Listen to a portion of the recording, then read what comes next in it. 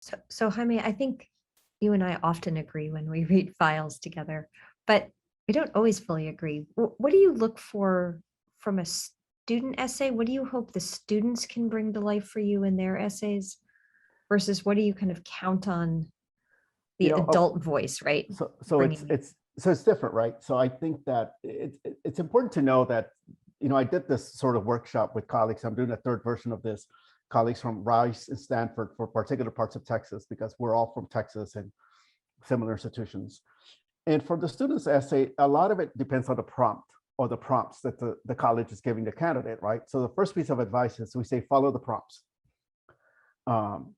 Second, some students use the approach of, we often say, we want to hear your authentic voice. What makes you you? And there is, if it's a very open-ended prompt, they often talk about something about their life, an anecdote, a parent or a friend, usually a parent, a family member that really had a huge impact on them. Occasionally it will be somebody else. These make great stories, right? The only sort of, I would say, detriment, or the only sort of drawback to that is that, on the other hand, I'm trying to picture that student at Georgetown or at a similar selective school.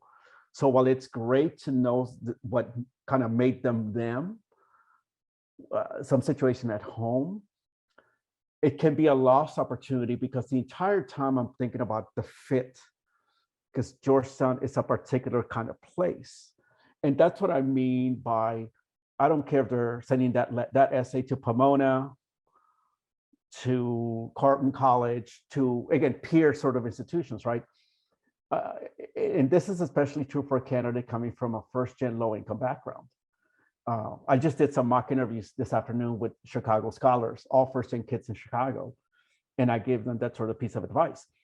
And again, because I come from sort of that same path. And so Heidi knows this, I'm pretty harsh, I'm very hopeful, but none of us want to admit a student that we have concerns about their ability to, I say to them, you have to get your academic sea legs really steady. And I actually do say this to them, like, what's making you leave Texas, your family, your friends, your support network, all these kind of things. Think about that as you're applying to college and as you're drafting essays, because an officer wants to kind of picture you there. The challenge for all of you, I think, and for the students, is that you can't possibly write a letter for each college. You're writing teachers' letters for, it could go to UMass Amherst, it could go to University of Missouri. And so in the old days, those of you who might remember, with paper, we used to get more personalized letters. And I think, to me, that's useful. So what I'm trying to figure out is you as a recommender, do you see the student succeed, but at what kind of place? They're going to succeed in college. But I don't know. So it's useful when you use points of comparison, right? Context. This student reminds me of a kid I had 3 years ago who's now in junior year at Hopkins or whatever. Because then I can kind of get how you're making comparison or how you're doling out praise.